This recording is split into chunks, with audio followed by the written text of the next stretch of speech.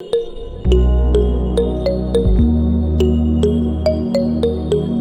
afternoon.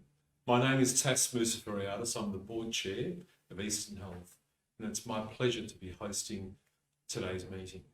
I'd like to commence by acknowledging the traditional owners of the land on which this meeting is being hosted, the Wurundjeri people, part of the Kulin Nation, and pay my respects to those past, present and emerging. What a year it's been, starting with the bushfires and now the pandemic, and we're almost pleased to see the back of 2020. With the challenges and restrictions of COVID-19, we're all having to do things somewhat a bit differently this year, and so our annual meeting is hosted via live streaming. Joining me today are our relatively new chair, Lance Wallace, who's the chair of the Finance Committee, that's correct, and our Chief Executive, Adjunct Professor David Plunkett. In terms of the agenda today, David will present the report of operations, Lance will present the finance report, we will officially release our annual publications, and of course we'll be available to take some questions and where possible provide you with the answers today. At Eastern Health, we're guided by our strategic plan, 2017 to 2022 strategic plan, which outlines our values, our initiatives and our priorities. Despite the intense pressures and challenges of the last 12 months, we remain committed to delivering these areas. If anything, the impacts of COVID-19 have sharpened our focus on the areas that allow us to deliver great care everywhere and every time. Through the next part of this meeting, you will hear how our commitment to our plan has allowed Eastern Health to continue our people-first attitude throughout all of our programs and services. Our strategic priorities continue to guide us through the challenges we face, including a growing and ageing population, a rapidly changing digital environment, a challenging financial climate, and the evolving expectations of our community and their needs. I'll now hand over to David Plunkett.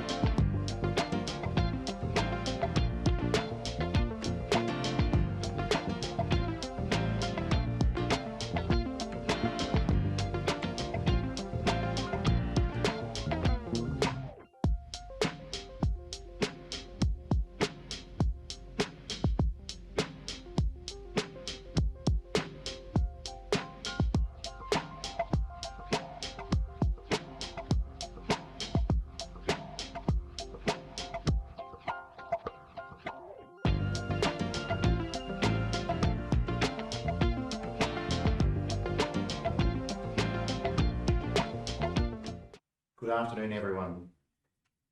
From the devastating bushfires to the impacts of the global pandemic, we have been challenged both personally and professionally in ways we have never before. And I'm sure we all join together in hoping that we never do again.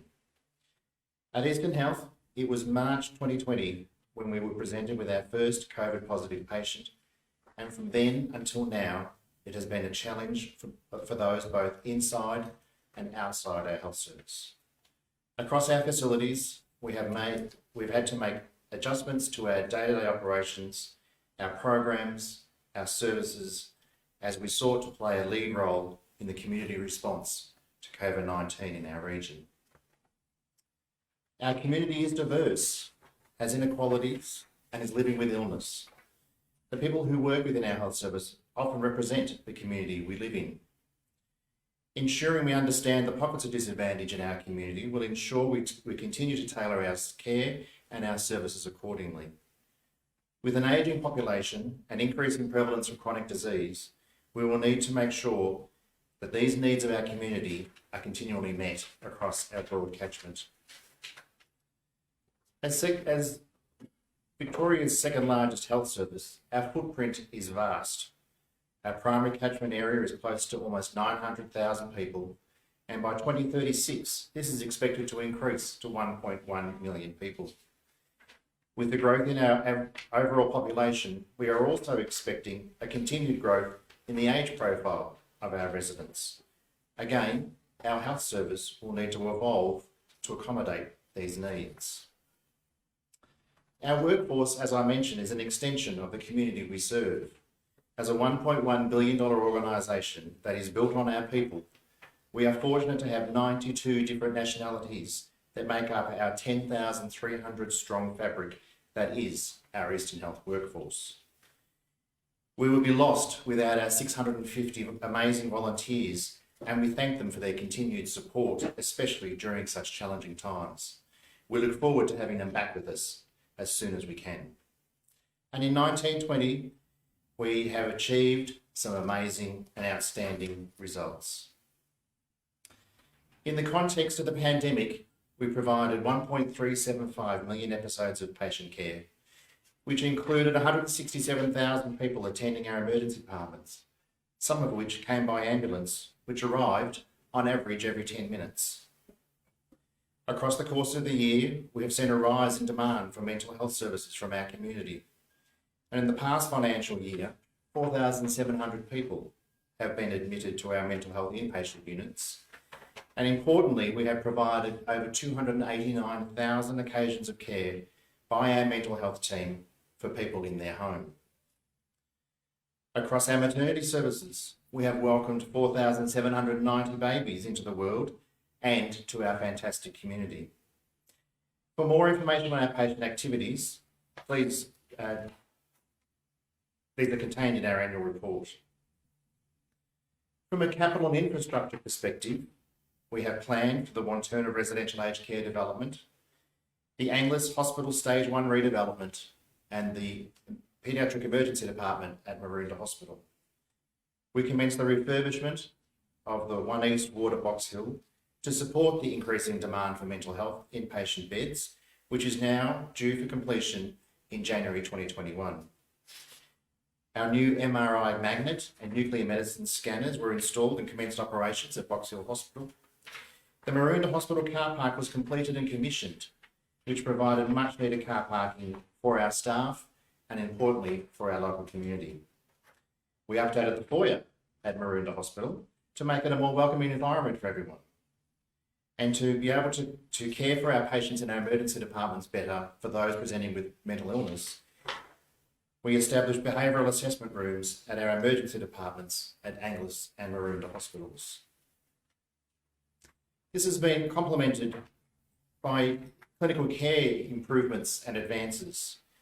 We commenced our ECMO service, which is a heart-lung bypass machines, that commenced operations at our intensive care unit at Box Hill Hospital. Spectrum's annual conference was held in September 2019 with 240 attendees at the Melbourne Convention Centre. The title of the conference was Borderline Personality Disorder, Expression, Impact and Treatment Across the Life Stage, an incredible event for such a vulnerable community. We established new foot procedure services, and they commenced earlier in the financial year and are provided from our Box Hill and Maroondah Hospital sites, as well as the Peter James Centre site. We introduced what we call marvellous ward rounds that were established to improve patient communication and care coordination in our wards at Box Hill Hospital. We implemented clinical decision units at Angliss, Box Hill and Maroondah hospitals to support the rapid diagnosis and treatment options for people attending our emergency departments. And in partnership with Austin Health, we established a clinical genetics service. We also celebrated in the financial year. Angliss Hospital had its 80th anniversary, and Box Hill Hospital's intensive care unit turned 50. Welcome to the 50s. And for our people, to support their smooth orientation to Eastern Health, we reviewed and redesigned how we did this, and we did it in partnership with our staff. 85% of our people now use electronic rostering and time and attendance, which is supporting our strategic initiative of digital transformation.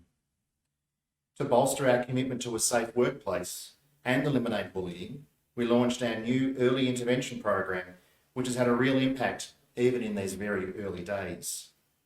Our wellness garden was also established with the support of our community at our Healesville Hospital and Yarra Valley Health site. With the COVID restrictions putting a stop to our usual events, our annual Aspire to Inspire Awards was one of those events that unfortunately we couldn't hold face to face. And subsequently, it was delivered virtually through the use of our incredibly popular new internal communications channel, Workplace.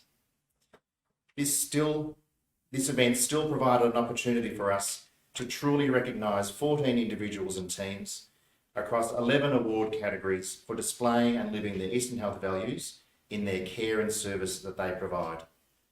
Let's take a look at a short video of award recipients. Stephen, you have been extraordinary. You have been there all the way through. So thank you. Such a lovely a gesture from the organisation, from the people that nominated me. The decision to award me it's pretty. It's really powerful. It's really humbling. Very emotional. I think it's marvellous for the team. The team are very proud of this award, and we work very hard. It's been particularly hard this year during COVID. I think for us we work really, really hard to make sure that we go above and beyond for our patients. We don't want it to be a hospital experience. We want it to be a fun experience for our kids. All of us hopefully come to work wanting to live the Eastern Health values, and that's how we deliver our great care everywhere, every time. I really appreciate looking out for other people who can't look out for themselves. Sylvia always puts patients first. She goes out of her way to enhance their experience at Eastern Health. What makes me most proud of my staff is their agility and just their willingness just to jump in and do everything. They've got a can-do attitude. It's actually a privilege to do what we do, and we're given more opportunity to serve and care for our patients, which is what we're here for.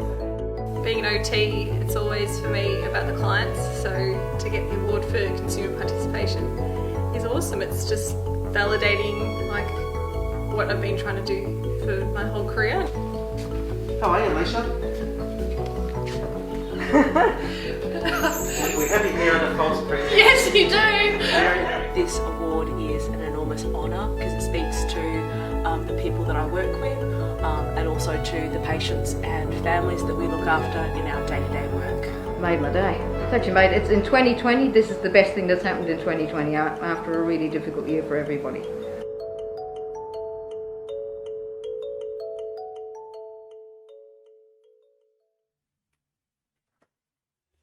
Good afternoon. I'm very pleased to be able to report on the financial performance of Eastern Health for 2019-20. Eastern Health is reporting a net deficit for the 2019-20 financial year of $55.9 million. This compares to a higher net deficit for 2018-19 of 61.4 million. However, to understand the true underlying operating performance of your health service, we need to exclude net capital income, non-cash items, and other economic flows. These adjustments are shown on the next slide. The capital income of 22.6 million mainly relates to funding received during the year for building projects. The increase in capital funding between the years mainly relates to the patient and client management computer system spending, the MRI at Box Hill, and the Maroondah car park.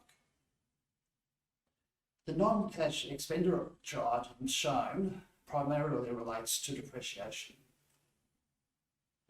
The other economics flows relate to adjustments arising from the revaluation of long service leave, the loss on disposal of assets, and increases in bad and doubtful debts.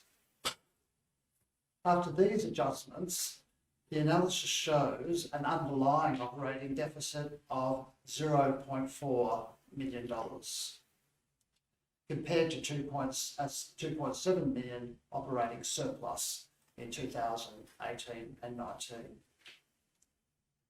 The operating deficit for the last financial year is only slightly under the budgeted surplus of break-even agreed with the Minister for Health in the Statement of Priorities.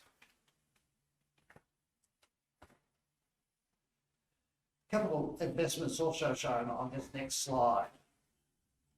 Overall, a total investment of 30.4 million has been made in the assets of Eastern Health, with the majority of the expenditure for major medical equipment and ICT of $18.2 million.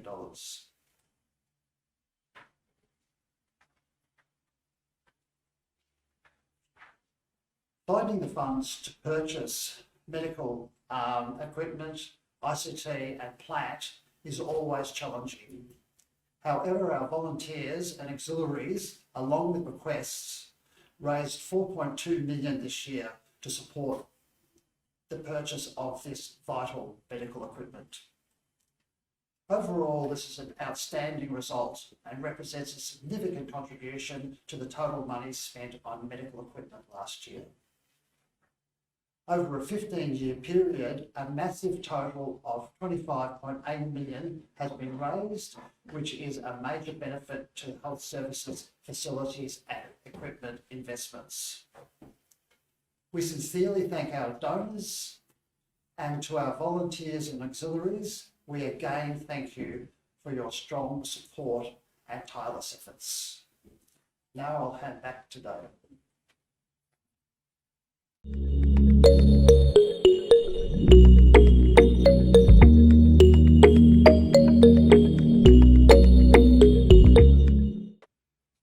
We understand that there are a few technical issues with some of our background slides, so please persevere with us as we move through the next stage.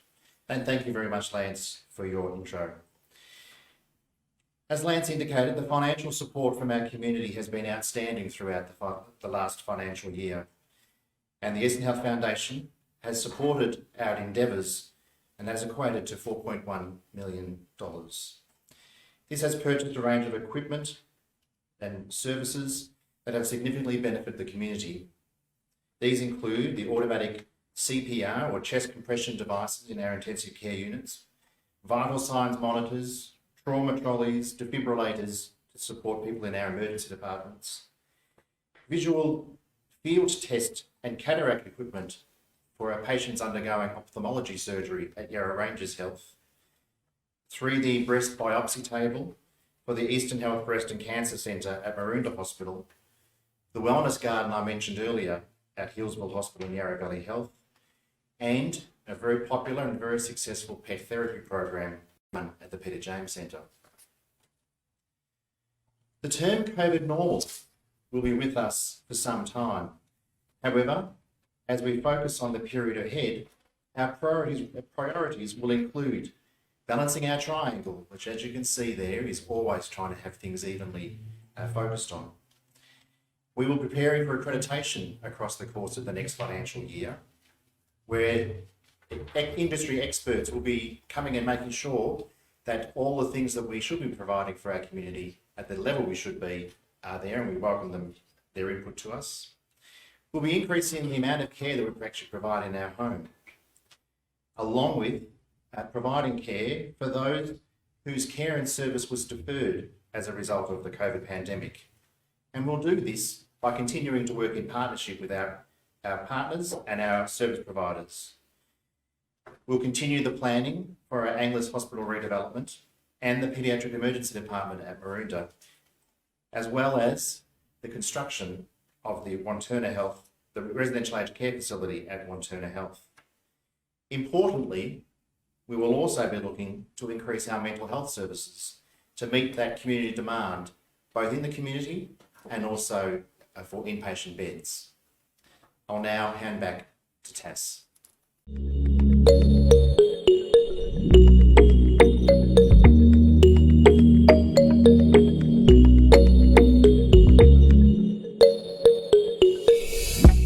Thank you so much, David. It's been a great year. Thank you for your leadership, and thank you for your great work. And thank you also, Lance, for taking on the helm of the Chair of the Finance Committee. Great work. It's now my pleasure to be able to let you know that the annual report is now available on the website. You can track it down very easily on easternhealth.org.au.